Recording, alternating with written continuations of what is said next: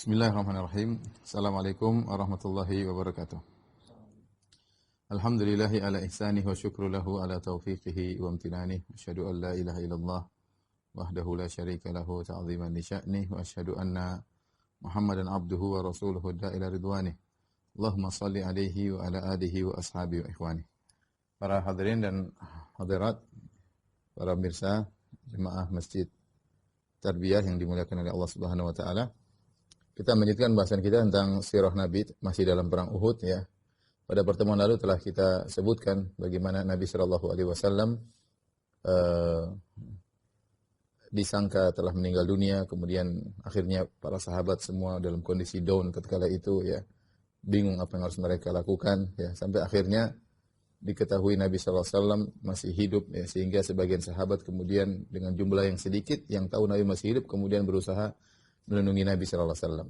Akhirnya keberadaan Nabi sallallahu alaihi wasallam pun diketahui oleh sebagian kaum musyrikin sehingga mereka pun memfokuskan serangan mereka kepada Nabi sallallahu alaihi wasallam.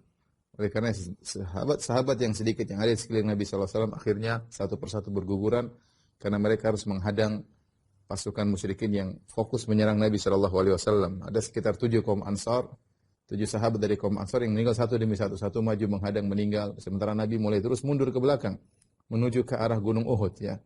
Telah kita jelaskan bahwasanya peperangan di pelataran Gunung Uhud, maka Nabi mulai mundur ke arah Gunung Uhud.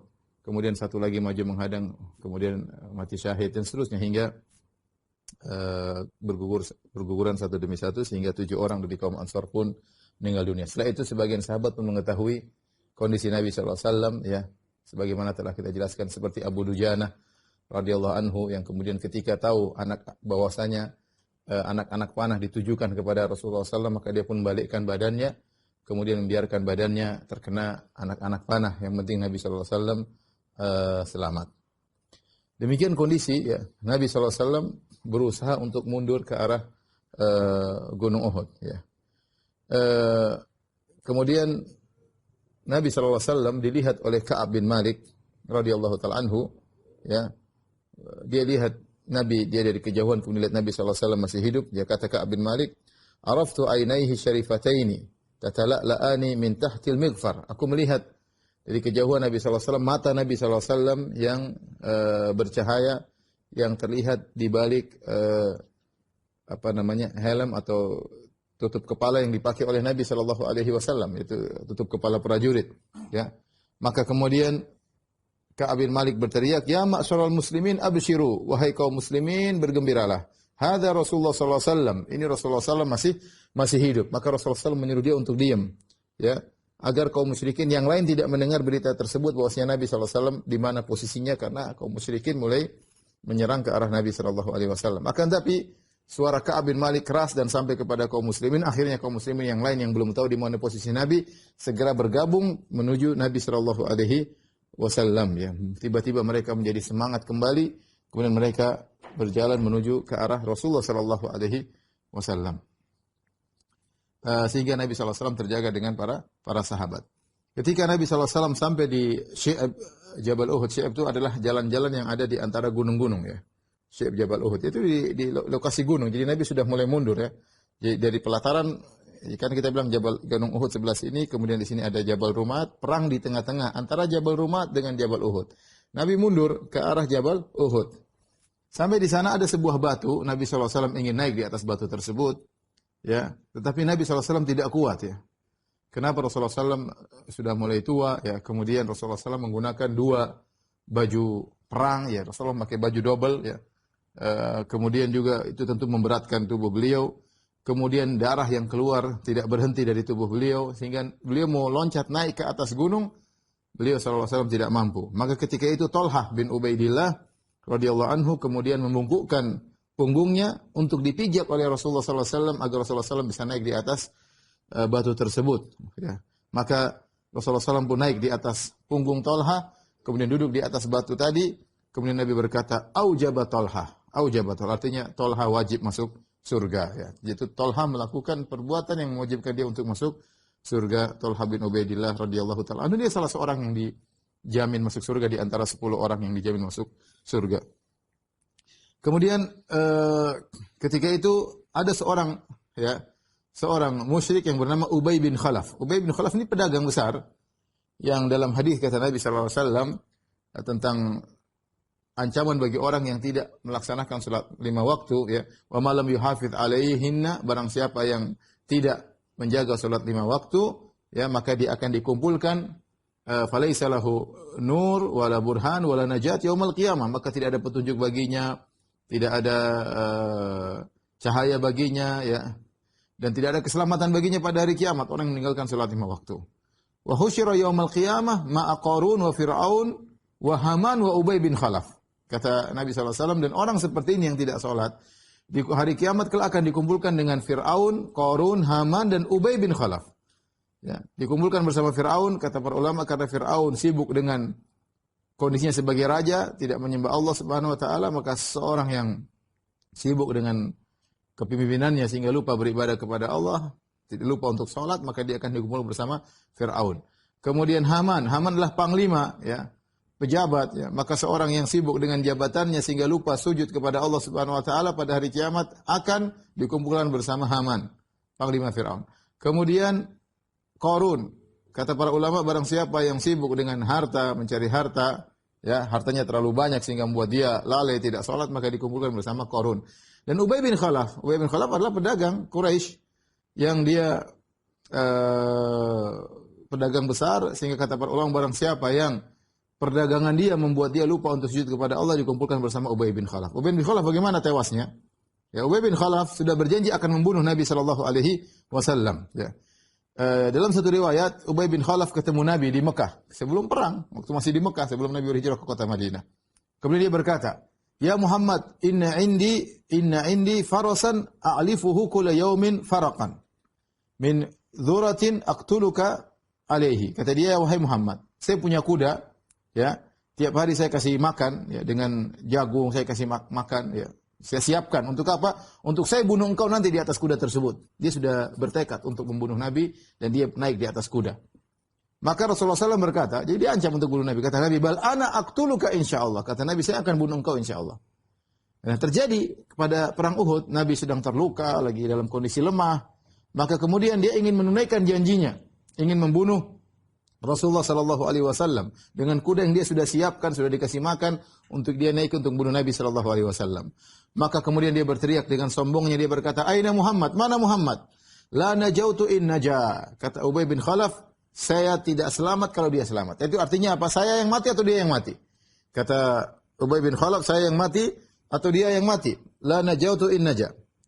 Maka dia jalan dengan kudanya menuju Rasulullah sallallahu alaihi wasallam. Dia tahu posisi Nabi sallallahu alaihi wasallam.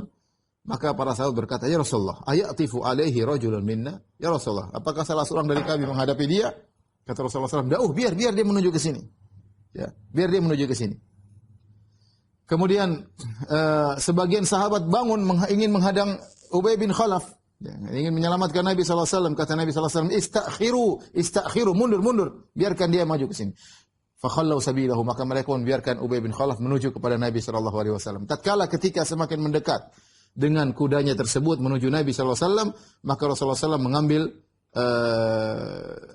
harbah, yaitu semacam tombak, ambil dari sahabat Al-Harits bin Simmah, kemudian Rasulullah SAW pun menggoyang-goyangkan tombak tersebut.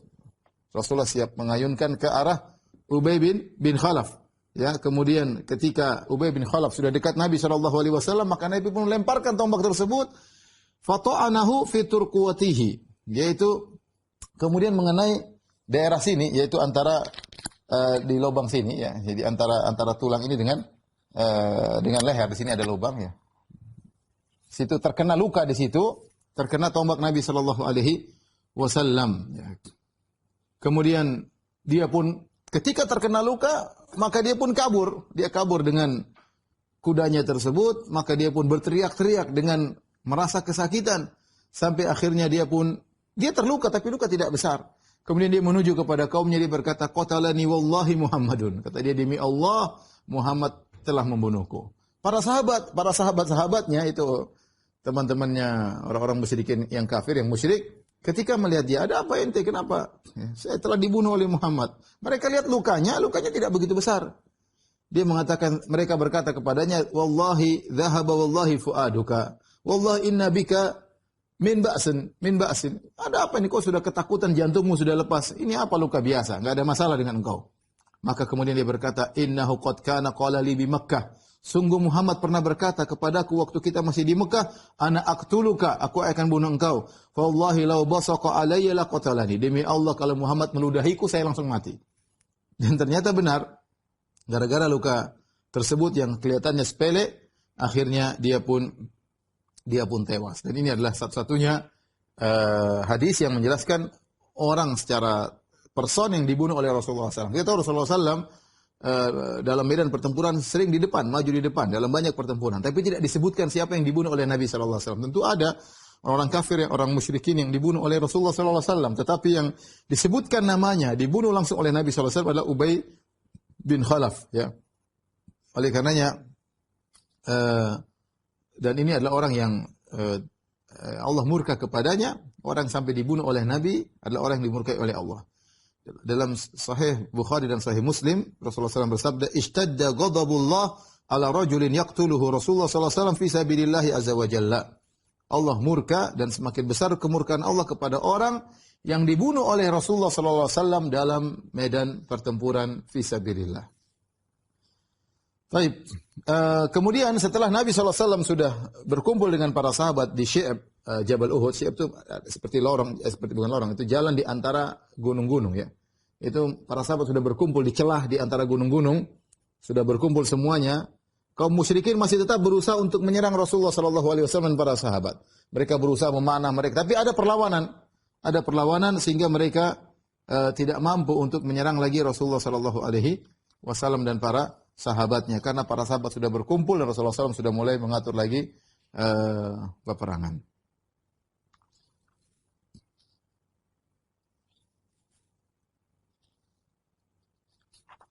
Baik, Rasulullah SAW ketika terluka, ya kita telah sebutkan bahwasanya Rasulullah SAW bibir beliau bagian bawah berdarah, kemudian gigi beliau patah, pecah ya, kemudian pipi beliau terluka ya, sehingga besi masuk ke dalam pipi beliau sallallahu alaihi wasallam ya. Maka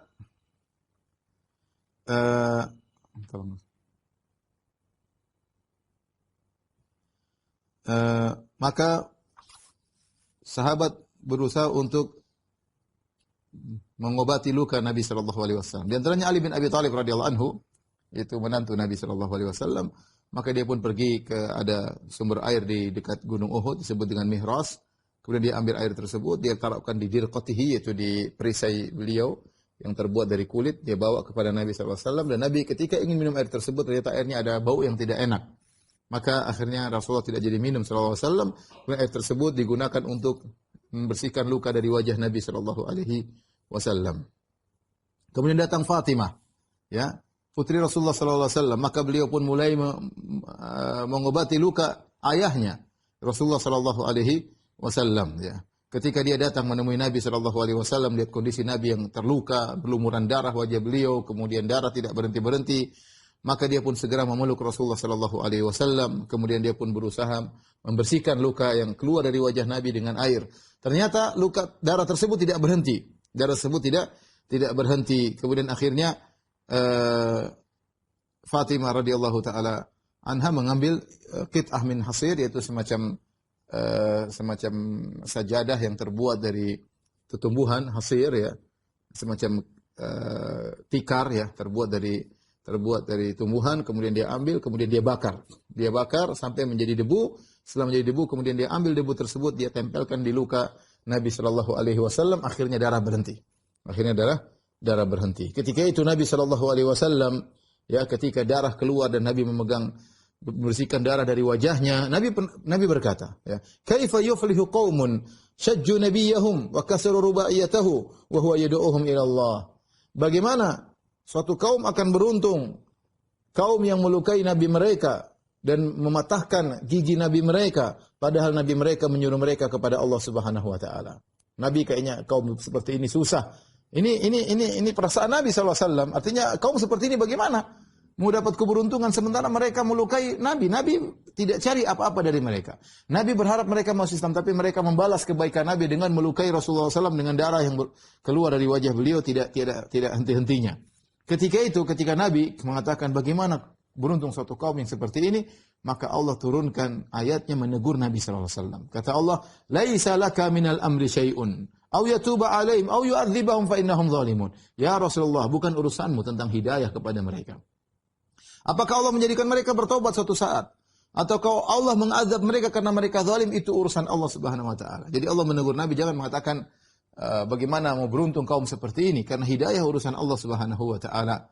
Ya, akhirnya dalam riwayat yang lain Nabi kemudian SAW berkata, "Rabbighfir liqaumi fa innahum la ya'lamun."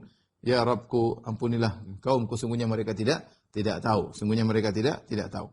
Tapi intinya ini dalil bahwasanya hidayah di tangan Allah Subhanahu wa taala. Dan ini kita mengambil pelajaran yang banyak. Bahwasanya Rasulullah SAW bukanlah Tuhan. Beliau adalah seorang nabi, ya. Beliau bisa terluka, ya. Beliau bisa dicelakakan oleh musuh-musuhnya. Wajah beliau keluar darah, gigi beliau pecah, ya, sampai ada besi masuk ke dalam pipi Nabi sallallahu alaihi wasallam, ya. Kemudian beliau juga tidak tahu masa depan. Ya, kalau beliau tahu masa depan, beliau tidak akan celaka. Makanya Allah mengatakan kepada Rasulullah SAW, katakanlah, "Qul inni la a'lamu law kuntu a'lamul ghaiba lastakthartu minal khair wa ma massani as-su." Katakanlah wahai Muhammad, ya, "Qul la amliku li nafsi naf'an wa la dharran illa ma syaa Allah." Katakanlah, aku tidak menguasai kemudaratan dengan manfaatan untuk diriku kecuali yang Allah kehendaki. Walau kuntu alamul ghaiba, kalau aku tahu masa depan, lastakthartu minal khair, aku akan banyak melakukan kebaikan untukku, ya. Wa ma massani as-su, dan aku tidak akan ditimpa dengan keburukan. Tapi Nabi tidak tahu apa yang menimpa dirinya. Nah, Nabi tidak tahu apa yang menimpa dirinya. Ternyata beliau terluka, dan beliau juga adalah manusia. Ketika beliau mengatakan bahwasanya bagaimana bisa beruntung suatu kaum yang melukai seorang nabi, Allah tegur, "Laisa laka minal amri syai'un." Itu bukan urusanmu. Apakah Allah kasih hidayah kepada mereka atau Allah mengazab mereka karena mereka zalim? Dan ternyata banyak di antara mereka dapat hidayah setelah itu, ya.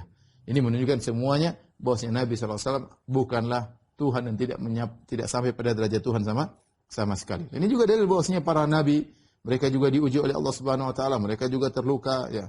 Mereka juga merasakan kepedihan, mereka juga merasakan sakit, dan yang lainnya.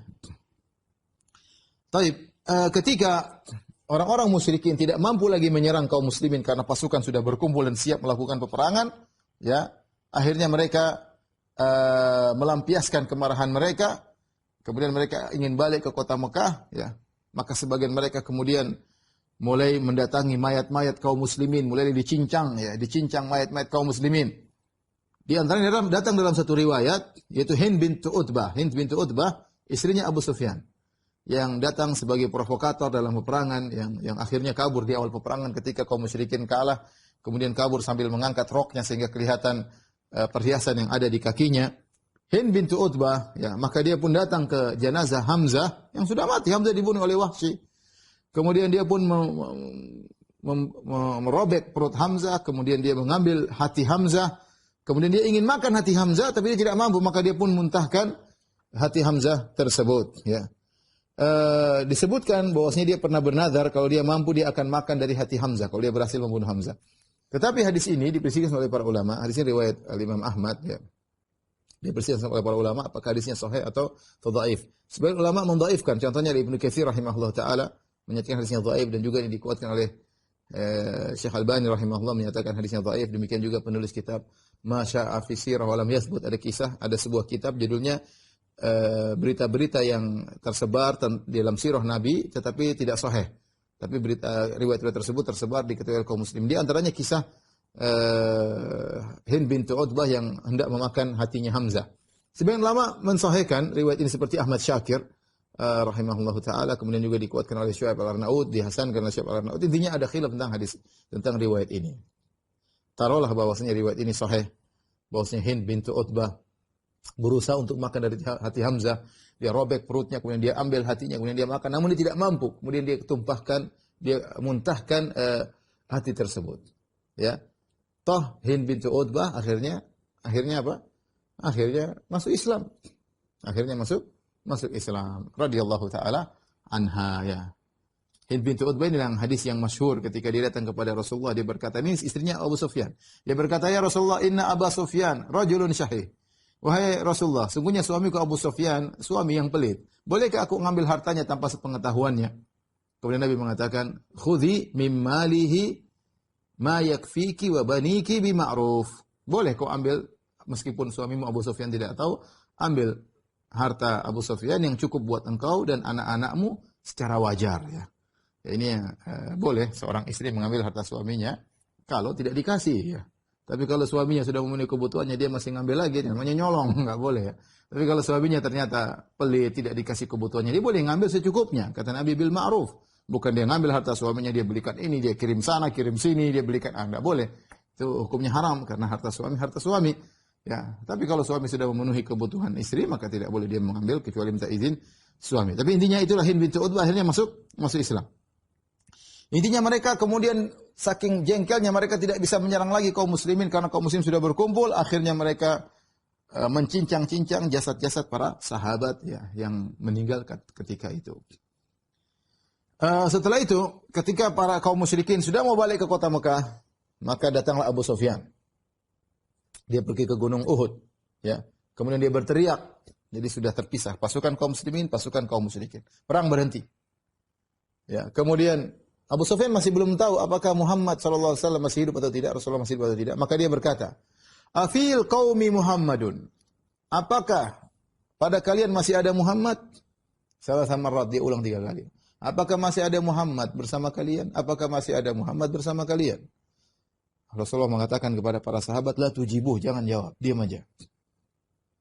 Pertanyaan berikutnya, Afil qaumi Ibnu Abi Quhafah, apakah di antara kalian masih ada Abu Bakar? Ibnu Abi Quhafah maksudnya Abu Bakar As-Siddiq. Masih ada Abu Bakar? Apakah? Sahabat tidak ada yang jawab. Apakah ada Abu Bakar di antara kalian? Apakah ada Abu Bakar di antara kalian? Kata Rasulullah SAW, la tujibuh, jangan jawab, biarin aja. Summa qala, kemudian dia tanya dengan pertanyaan ketiga, Afil qaum Ibnu Khattab, apakah di antara kalian ada Umar bin Khattab? 3 kali. Apakah Umar masih ada di antara kalian? Apakah Umar masih di antara kalian? Kata Rasulullah SAW, la tujibu, jangan jawab.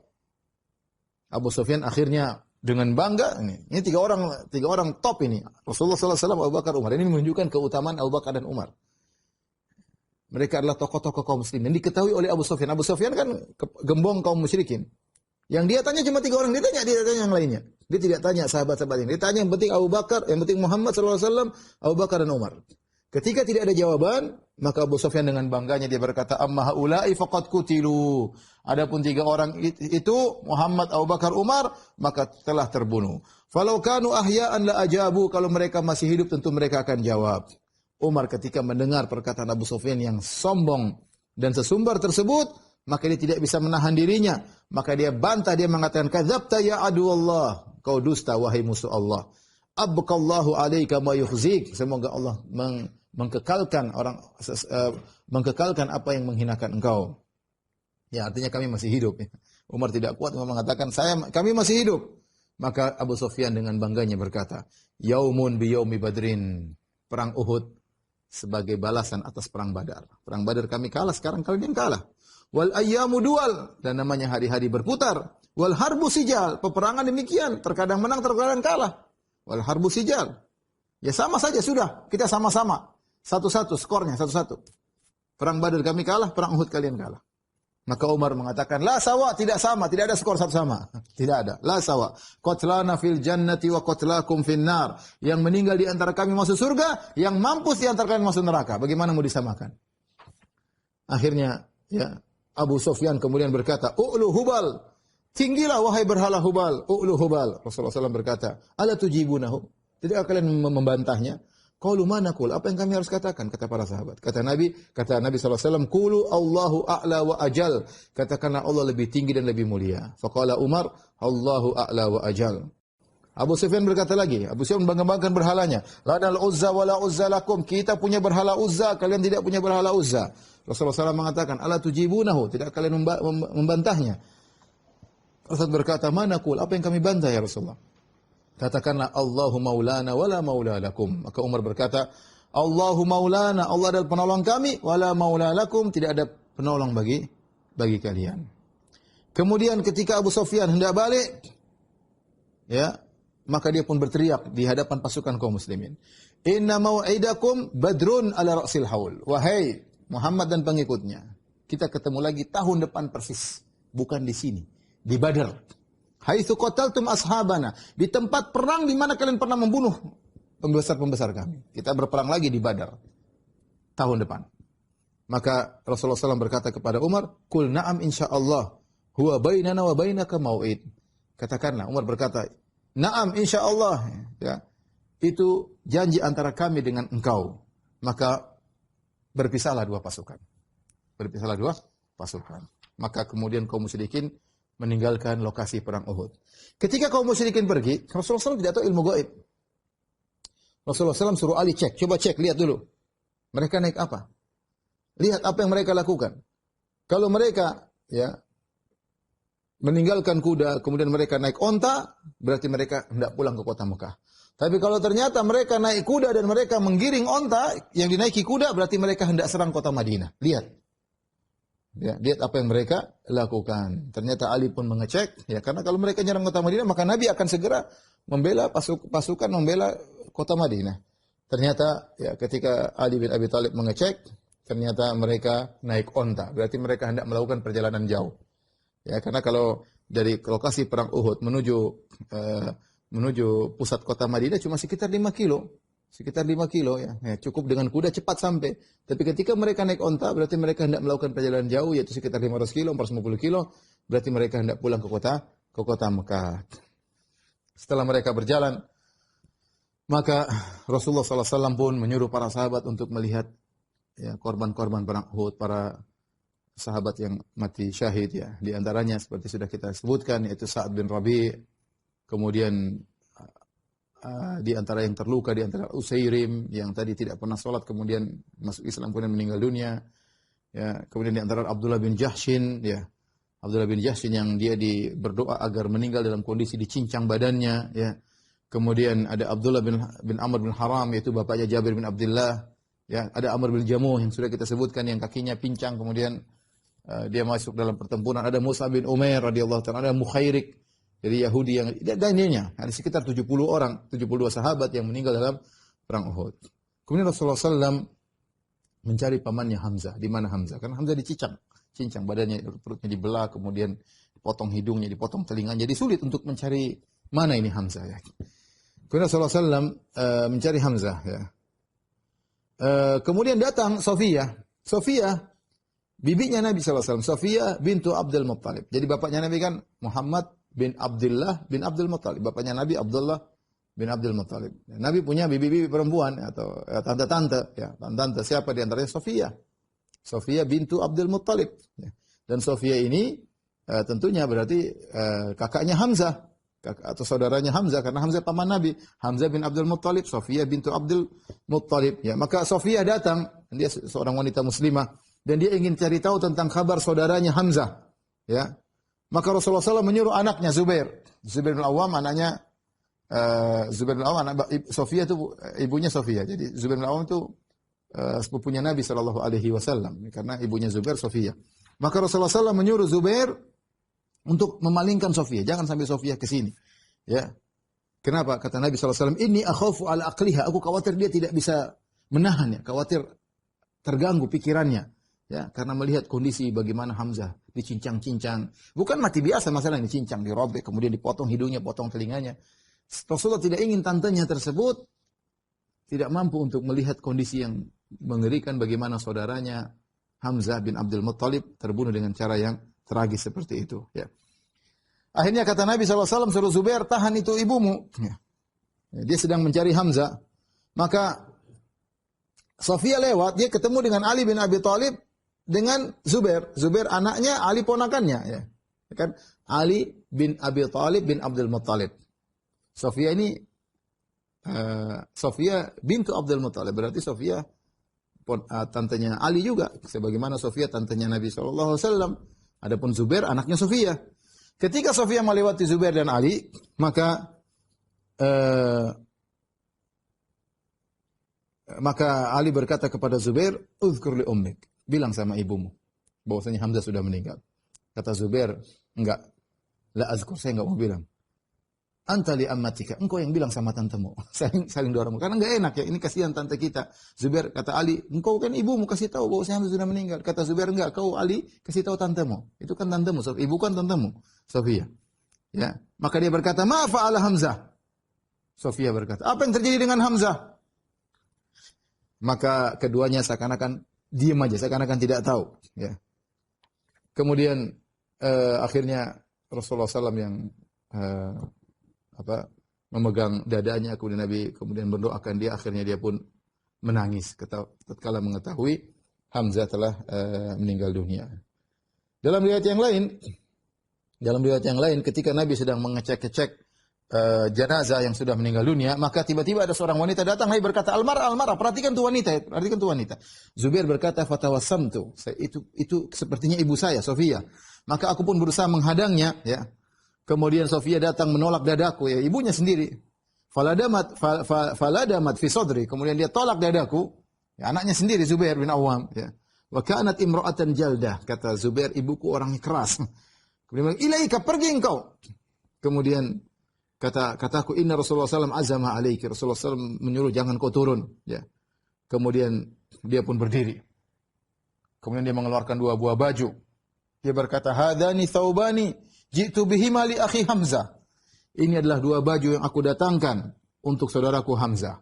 Faqad balagani maqtaluhu, telah sampai kabar kepadaku saudaraku Hamzah telah meninggal dunia. Fakaffinuhu fihima, kafankanlah saudaraku Hamzah dengan dua baju tersebut. Maka Zubair pun membawa pakaian tersebut ingin mengafankan Hamzah. Ternyata di samping Hamzah ada seorang dari kaum Ansar yang juga dicincang-cincang seperti Hamzah. Maka Zubair gak enak, bagaimana satunya tidak ada pakaian untuk mengkafankannya sementara Hamzah dapat pakaian untuk mengkafankannya. Akhirnya satu dikasihkan buat Hamzah, satu diberikan untuk Zubair, untuk kaum Ansar yang meninggal tersebut. Kemudian setelah itu Rasulullah SAW mengumpulkan para syuhada. Mungkin ada mayatnya sebelah sana, mayat sebelah sana dikumpulkan oleh Nabi SAW. Rasulullah SAW melihat mayat-mayat mereka. Kemudian Rasulullah SAW berkata, "Ana syahidun ala haula'i yaumal qiyamah." Aku menjadi saksi atas mereka pada hari kiamat kelak. Dalam riwayat yang lain, Rasulullah SAW melihat korban-korban perang Uhud sekitar 70 orang. Rasulullah SAW berkata, "Ashhadu ala haula." Aku bersaksi atas mereka.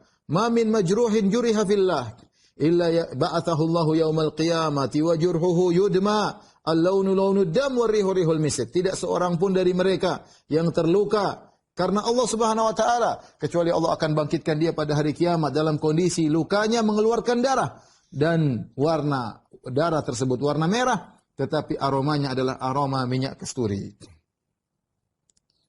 Kemudian Rasulullah SAW berkata, "Zammiluhum fi thiyabihim." Tutup mereka di atas baju mereka. Jadi kafankan mereka bersama baju-baju mereka. Tidak dimandikan, ya. Tidak perlu dimandikan. Darah-darah mereka dibiarkan dalam tubuh mereka. Ya. Kata Nabi SAW, "Zammiluhum bidimaihim." Tutup mereka dengan darah-darah mereka. "Fa inni qad syahidtu alaihim." Aku akan menjadi saksi bagi mereka. Rasulullah juga berkata, "Idfinuhum fi dimaihim." Kuburkan mereka dengan darah-darah mereka. Rasulullah SAW juga berkata, "La tugassiluhum." Jangan mandikan mereka. "Fa inna kulla jurhin au kulla damin yafuhu miskan yaumal qiyamah." Sungguhnya setiap luka dan setiap darah yang keluar dari tubuh mereka akan mengeluarkan aroma minyak kasturi pada hari kiamat kelak. Akhirnya tidak ada seorang pun dari jenazah syuhada Uhud yang dimandikan. Dan ini dalam hukum fikih kalau ada orang meninggal dalam medan pertempuran maka tidak perlu dimandikan. Hanya saja para ulama khilaf tentang apakah disalatkan atau tidak. Disalat atau tidak. Karena dalam riwayat, sebagian riwayat mengatakan Rasulullah SAW menyolatkan jenazah syuhada Uhud. Sebagian riwayat mengatakan Rasulullah SAW tidak menyolatkan mereka. Ada yang mengatakan Rasulullah SAW hanya menyolatkan Hamzah. Oleh karenanya pendapat yang dipilih Ibnu Qayyim rahimahullah ta'ala, ini pendapat dari Imam Ahmad, bahwasanya bil khiyar, terserah. Kalau ada orang meninggal dalam medan pertempuran, fi sabilillah, yang jelas tidak boleh dimandikan. Biar dikuburkan dengan darah-darahnya. Tetapi apakah disolatkan atau tidak? Maka yang mau solatkan silakan. Ada riwayat-riwayat yang menunjukkan, yang tidak menyolatkan juga tidak mengapa, ya, yang menunjukkan mereka sangat mulia, ya, sampai-sampai tidak disolatkan saking mulianya para jenazah syuhada, ya.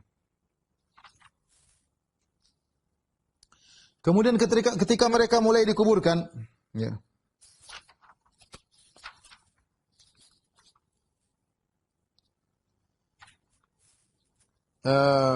mereka dikuburkan, ya, tadi sebelumnya tentunya dikasih kain kafan ya. Dikasih kain kafan. Di antaranya Hamzah ketika mau dikuburkan dikasih kain kafan ya. Dia dikuburkan bersama ponakannya yaitu Abdullah bin Jahshin. Abdullah bin Jahshin juga sepupunya Nabi sallallahu alaihi wasallam. Karena ibu dari Abdullah bin Jahshin Umaymah binti Abdul Muttalib ya. Nabi punya tante juga namanya Umaymah bintu Abdul Muttalib, punya anak namanya Abdullah bin Jahshin ya. Ya, kemudian juga yang di antara anaknya Umaymah adalah Zainab bintu Jahshin yang jadi istri Nabi sallallahu alaihi wasallam ya. Kemudian yang Zainab binti Jahshin yang sudah pernah kita ceritakan tentang kisah Zaid bin Harithah yang kemudian menikah dengan Zaid kemudian cerai akhirnya dinikahi oleh Nabi sallallahu alaihi wasallam gitu. Jadi Abdullah bin Jahshin adalah sepupu Nabi sallallahu alaihi wasallam dan sekaligus ponakannya Hamzah. Kemudian dia dikuburkan dengan Hamzah ya. Kemudian baju yang dibawa oleh Sofiyah bintu Abdul Muttalib, kain untuk mengkafankan Hamzah karena satu maka tidak cukup. Kalau digunakan menutup kepala Hamzah, maka kedua kakinya kelihatan. Kalau digunakan menutup kedua kakinya, maka kepalanya kelihatan. Maka Rasulullah SAW menyuruh untuk menutup kepalanya, kemudian kakinya diberikan dengan tumbuhan idkhir. Ya. Ini juga terjadi kepada Mus'ab bin Umair. Mus'ab bin Umair radhiyallahu ta'ala anhu. Ketika hendak dikafankan, maka tidak didapatkan baginya kecuali burdah, yaitu secari kain. Kalau mau ditutup kepalanya, maka kakinya kelihatan. Nah, artinya kain sedikit, tidak ada, miskin, tidak ada apa-apa. Ya. Kalau mau ditutup kepalanya, maka kakinya, maka kepalanya kelihatan. Khabbab bin al-Arat pernah berkata, Khabbab bin al-Arat termasuk orang-orang yang disiksa tatkala di Mekah. Yang pernah diletakkan batu yang panas sampai kemudian di punggungnya ya, sampai seperti daging yang masak ya gara-gara batu panas tersebut.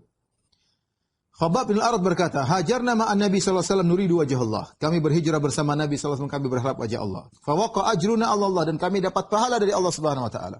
Fa minna man madha lam ya'khudh min ajrihi syai'an. Di antara kami ada yang meninggal dan belum mendapatkan ya dunia sedikit pun. Minhum Mus'ab bin Umair. Di antaranya Mus'ab bin Umair. Qutila yauma Uhud. Dia meninggal di perang Uhud. Wa taraka namirah dan dia hanya meninggalkan secari kain. Fa kunna idza ghattayna biha ra'sahu badat rijlahu. Kalau kami gunakan kain tersebut untuk menutup kepalanya, maka nampak kedua kakinya. Wa idza ghattayna rijlaihi bada ra'suhu. Kalau kami tutup kedua kakinya, nampak kepalanya. Fa amarna Rasulullah sallallahu alaihi wasallam an nughtiya ra'sahu wa naj'ala rijlaihi syai'an min idkhir. Maka Nabi menyuruh kami menutup dengan kain milik Mus'ab bin Umair tersebut untuk menutup kepalanya, adapun kakinya kami kasih tumbuhan idkhir. Kemudian juga Al-Imam Al-Bukhari meriwayatkan dari Abdurrahman bin Auf radhiyallahu ta'ala anhu. Ma'ruf Abdurrahman bin Auf, sahabat yang saudagar kaya raya. Abdurrahman bin Auf radhiyallahu anhu yang dijamin masuk surga. Ketika dia berpuasa suatu hari, maka didatangkanlah makanan untuk dia berbuka. Wa kana sha'iman, dia dalam kondisi berpuasa. Ketika dia hendak makan berbuka, dia berkata, "Qutila Mus'ab bin Umair wa huwa khairun minni." Mus'ab bin Umair telah meninggal dalam perang Uhud dan dia lebih baik daripada diriku. Kufina fi burdatin. Dia dikuburkan dalam sebuah kain, dikafankan. In gutiya ra'suhu badat rijlahu. Kalau ditutup kepalanya nampak kedua kakinya.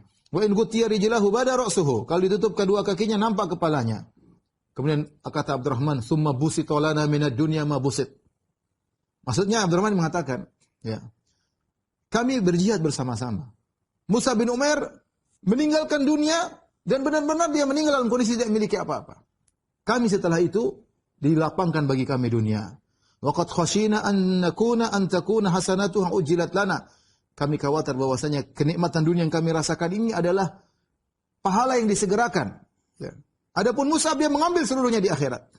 Mus'ab bin Umair mengambil seluruh pahala di akhirat. Kami ketika mendapatkan dunia kata Abdurrahman bin Auf, kami khawatir ini adalah sebagian ganjaran yang disegerakan ya sehingga terpotong bagian kami di surga. Tsumma ja'ala yabki hatta taraka ta'am, sampai akhirnya dia pun menangis tidak jadi berbuka. Ini kata Abdurrahman bin Auf. Tentu kita tahu siapa Mus'ab bin Umair, sudah pernah kita ceritakan.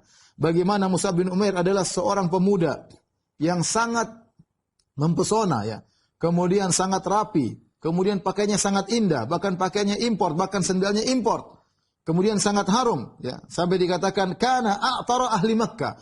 Orang paling harum di Mekah dialah Mus'ab bin Umair. Yaitu orang pemuda yang kemudian perhatian dengan penampilannya. Ketika dia masuk Islam, maka semua kenikmatan tersebut dia tinggalkan.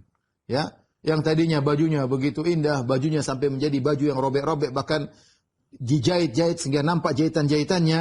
Ya, begitu miskinnya, ya, sampai kulit-kulitnya bersisik seperti kulit ular. Sampai begitu miskin, tadinya sangat kaya raya. Ketika meninggal tidak punya apa-apa kecuali secari kain. Ya, kalau kita meninggal kita masih punya banyak. Ya. Mus'ab bin Umair ketika meninggal, yang tadinya anak pemuda yang sangat kaya raya, dia tidak memiliki apa-apa. Hanya secari kain, itu pun tidak bisa untuk menutupi seluruh tubuhnya. Ini yang membuat Abdurrahman bin Auf menangis. Ya. Dia tahu bahwasanya Mus'ab telah mendapatkan seluruhnya di akhirat. Di dunia tidak dapat apa-apa. Adapun kami, kata Abdurrahman bin Auf, kami telah dilapangkan dunia bagi kami. Kami khawatir ini adalah ganjaran yang disegerakan. Ya. Taib. Kemudian mereka pun dikuburkan. Ya. Dikuburkan karena kondisi para sahabat letih habis berperang seharian penuh. Kemudian harus menggali lagi. Kalau menggali 72 galian berat, ya. Gali-gali sebenarnya dalam kondisi lemah. Ya. Kemudian kain kafan yang tidak cukup. Akhirnya Rasulullah SAW menyuruh menggali 2-3 orang satu lubang. Darurat, 2-3 orang satu lubang. Ya. Para sahabat sedang dalam kondisi terluka. Mereka pun mengeluh kepada Nabi. Mereka mengatakan, luka kami banyak ya Rasulullah. Bagaimana, apa yang harus kami lakukan terhadap saudara-saudara kami yang telah korban peperangan? Kata Rasulullah SAW, ihfiru, wa ausi'u, wa ahsinu, wa dfinu, fil qabri isnain wa thalatha. Galilah dan lapangkan galian tersebut dan berbuat baiklah dan kuburkanlah satu kuburan 2 atau 3 orang, ya. Kemudian mereka bertanya, "Man nuqaddim?" Siapa yang duluan kami masukkan ya Rasulullah? Maka Rasulullah SAW berkata, "Aktsaruhum jam'an wa akhdhan bil Qur'an." Yang duluan dimasukkan adalah yang paling banyak mengumpulkan Al-Qur'an, yang paling banyak hafalan Al-Qur'an. Subhanallah. Orang yang punya perhatian sama Al-Quran dimuliakan di dunia sebelum di akhirat. Bahkan tatkala akan meninggal dunia, Rasulullah mengatakan yang paling banyak hafalan Al-Qurannya, kuburkan terlebih dahulu. Karena itu para sahabat bertingkat-tingkat, ya. Tidak semuanya kemudian hufaz Quran, tidak. Ya, ada sebagian sahabat yang mahir dalam Al-Quran dan sebagian sahabat berdagang dan yang lainnya. Kata Nabi SAW, yang paling banyak hafalan Quran itu duluan dimasukkan dalam kuburan. Ya. Di antara yang digabungkan bareng adalah Abdullah bin Haram dan Amr bin Jamuh. Abdullah bin Haram bapaknya Jabir bin Abdullah. Amr bin Jamuh yang sahabat yang pincang, yang kemudian berkata, "Ya Rasulullah, saya pincang ya Rasulullah. Kalau saya meninggal dalam perang Uhud ini, apakah saya kaki yang pincang ini akan menginjakkan surga?" Kata Nabi, "Iya. Kalau kau meninggal hari ini, kaki pincangmu akan injak surga, namun dalam kondisi tidak cacat." Maka kemudian dia masuk dalam pertempuran, kemudian meninggal dunia. Nah, ini dikumpulkanlah Abdullah bin Haram dengan Amr bin Jamuh dalam satu kuburan. Ya. Dalam suatu riwayat Jabir bin Abdullah berkata, "Fakuffina abi wa ammi." Ya, maka dikuburkanlah satu lubang bapakku yaitu Abdullah bin Haram dan ammi dan pamanku. Kata para ulama, tentu Amr bin Jamuh bukan pamannya Jabir bin Abdullah karena lain suku, tetapi sebagai bentuk penghormatan dia memanggil Amr bin Jamuh dengan pamanku, ya, sebagai bentuk penghormatan. Seperti sekarang kita panggil om, padahal bukan om kita. Kalau bahasa Arab ya ammi, ya, padahal bukan ammi kita, ya. Ya, seperti kita bilang sama seorang ibu-ibu, ya ummi, bukan ibu kita, tapi sebagai bentuk penghormatan.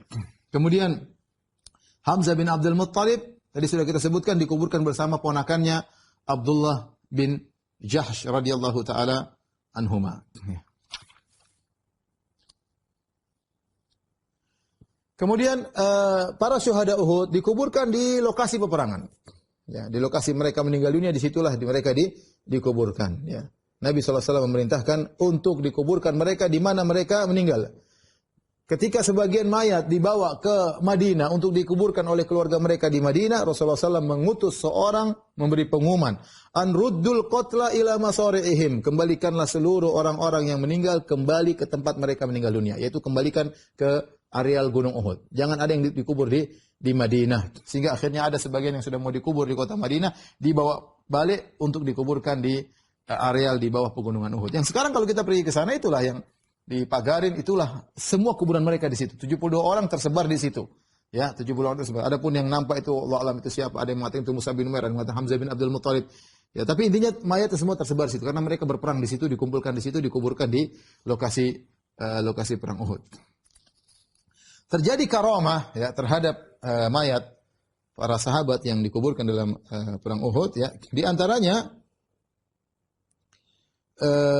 Al-Imam Malik meriwayatkan dalam Muwatta dengan sanad yang sahih ya. Dari Jabir bin Abdullah ya. Yaitu Jabir mengatakan fadakhala Sail ini setelah puluhan tahun ya. Setelah 46 tahun. Setelah 46 tahun itu di masa pemerintahan Muawiyah. 46 tahun berikutnya. Waktu itu ada Sail yaitu semacam ada air yang masuk ke dalam kuburan mereka, kemudian akhirnya kuburan mereka terbuka ya, dalam sebagian riwayat demikian ya. Kemudian fahufira anhuma, maka dibukalah kuburan mereka berdua. Wa Abdullah qad asabahu jurhun fi wajhi. Kemudian Abdullah bin Haram yaitu bapaknya Jabir ya terluka di wajahnya. Kemudian wajahnya dia tangannya di wajahnya. Ketika dipindahkan tangannya dari wajahnya, umitat yaduhu an jirahati fan ba'atha dam, tahu-tahu darahnya keluar. Maka dikembalikan lagi tangannya di wajahnya, entah bagian wajah sebelah mana, tapi wajahnya terluka, kemudian tangannya kebetulan berada di wajahnya. Ketika dilepaskan, maka keluar lagi darah, maka dikembalikan lagi. Ya.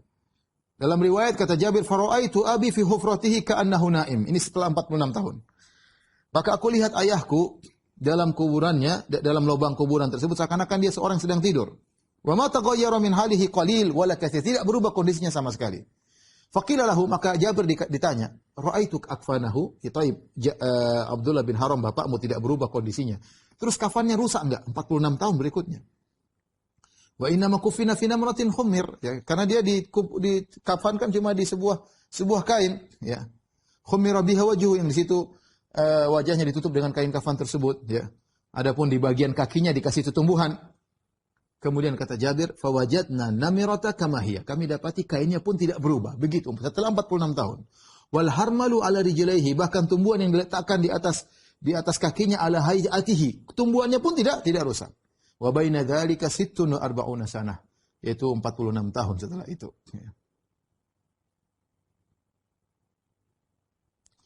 Dalam sebagian riwayat Jabir bin Abdullah berkata, "Lamma arada Muawiyah yujril ain allati inda kubri syuhada bil Madinah, amara munadiyan." Tatkala Muawiyah ingin mengalirkan mata air yang ada di dekat kuburan syuhada di Madinah, maka Muawiyah mengirim utusan untuk menyampaikan pengumuman, "Man kana lahu mayyit falyatihi." Barang siapa yang punya saudara yang meninggal di kuburan syuhada Uhud, maka kemari.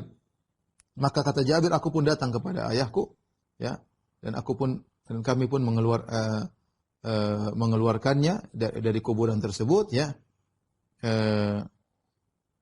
karena sebagian tubuh ayah kami atau sebagian tubuh dari Abdullah bin Haram terkena cangkul, ya, ketika menggali, ya, yaitu jari di kaki Jabir, di kaki bapaknya Jabir, fanfatarat daman, keluar darah, yaitu tubuhnya masih utuh. Dan ini menunjukkan tentang keutamaan syuhada Uhud. Ya, Allah jaga tubuh mereka, ya, yang kebetulan dilihat adalah Abdullah bin Haram radhiyallahu taala anhu. Dan kalau Allah berkehendak mudah, ya.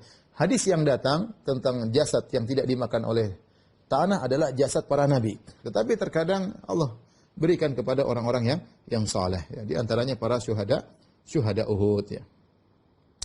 Taib.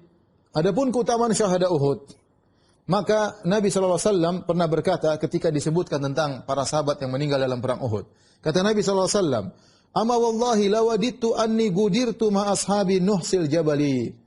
Sungguhnya demi Allah aku berangan-angan aku juga meninggal bersama para sahabatku ketika perang Uhud. Nabi berkata demikian, ya.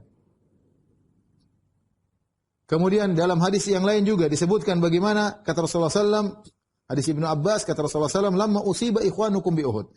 Tatkala saudara-saudara kalian, kata Nabi kepada para sahabat yang masih hidup, ketika saudara-saudara kalian tertimpa musibah dalam peristiwa perang Uhud, yaitu mereka meninggal dunia, ja'alallahu azza wa jalla arwahum fi ajwafi tayr.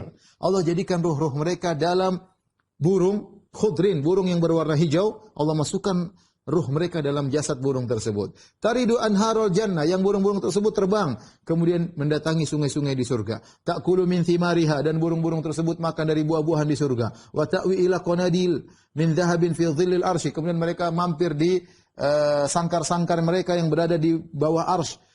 Ya.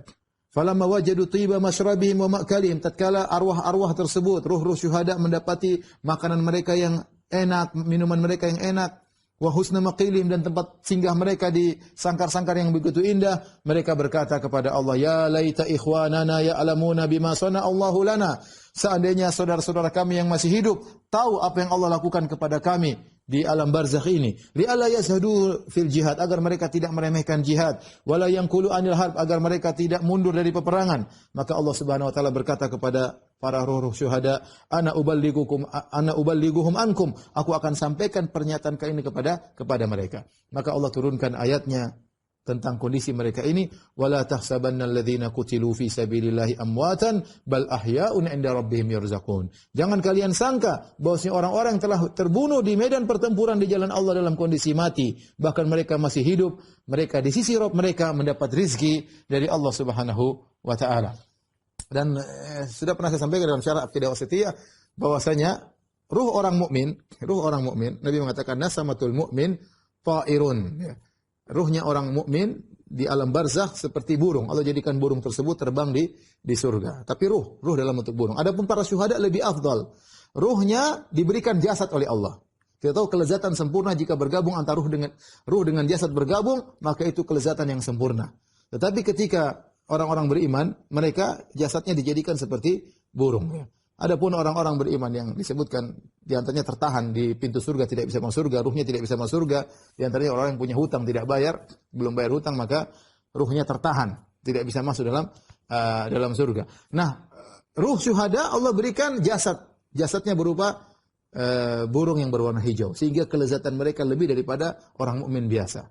Ya, karena ruh orang mukmin tanpa jasad, hanya ruh saja yang menikmati. Adapun orang para syuhada, sementara Allah masukkan ruh mereka dalam jasad burung-burung yang berterbangan di surga.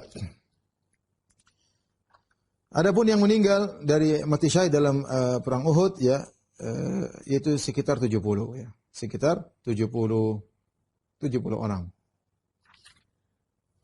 Kebanyakannya dari kaum Ansar. Kaum Ansar ada 64, ya, sisanya dari kaum Muhajirin, ya. Adapun kaum musyrikin yang tewas tidak banyak, cuma 23 orang. Ketika Rasulullah SAW sudah menguburkan mereka semuanya, kemudian Rasulullah SAW hendak balik ke kota Madinah bersama para sahabat. Kemudian Rasulullah SAW pun berdiri di Gunung Uhud. Kemudian Rasulullah SAW memuji Rabb Allah Subhanahu wa taala. Kemudian Rasulullah SAW merendahkan dirinya di depan Allah Subhanahu wa taala.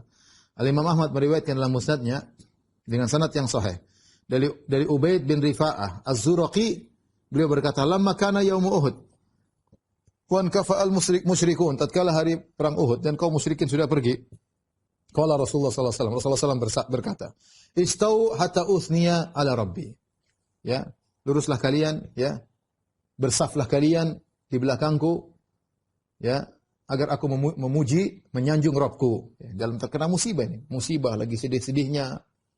Bagaimana sahabat-sahabatnya meninggal dunia, bagaimana pamannya Hamzah meninggal dunia, Rasulullah tetap ingin memuji, menyanjung Allah Subhanahu wa taala. Maka Rasulullah berkata, "Istau, lurus, bersaflah di belakangku."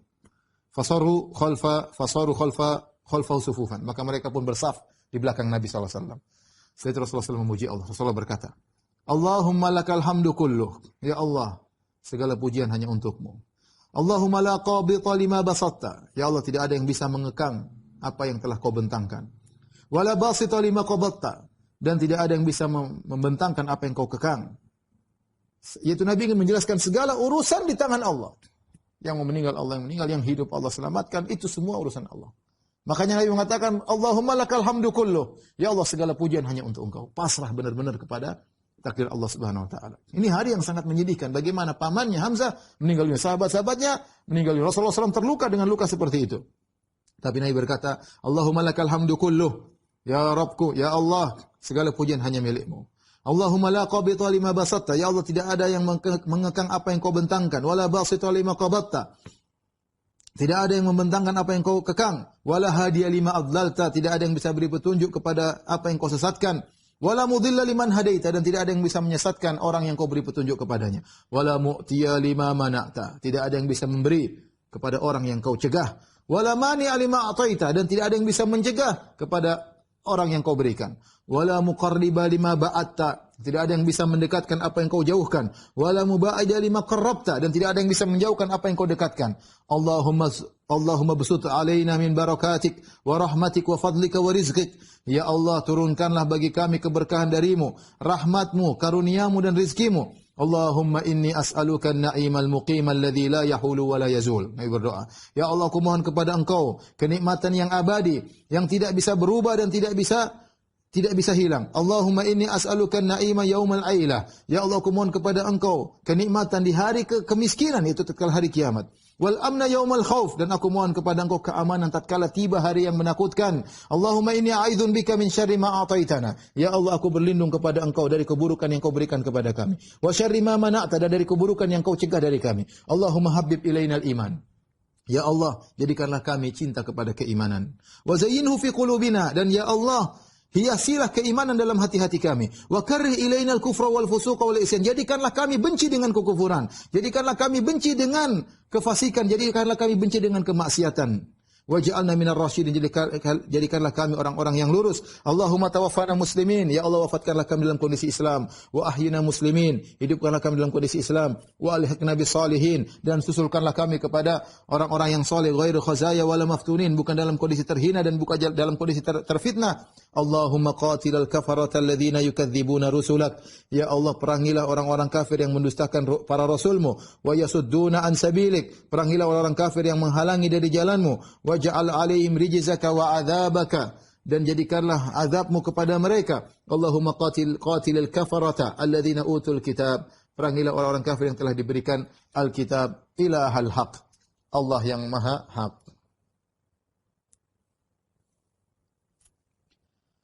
Baik, mungkin sampai di sini dulu ya.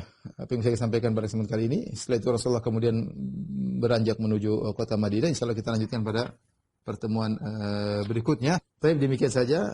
Atas segala kurang saya mohon maaf. Wabillahi taufiq wal hidayah. Assalamualaikum warahmatullahi wabarakatuh. Subhanakallah bihamdika asyhadu an la ilaha illa anta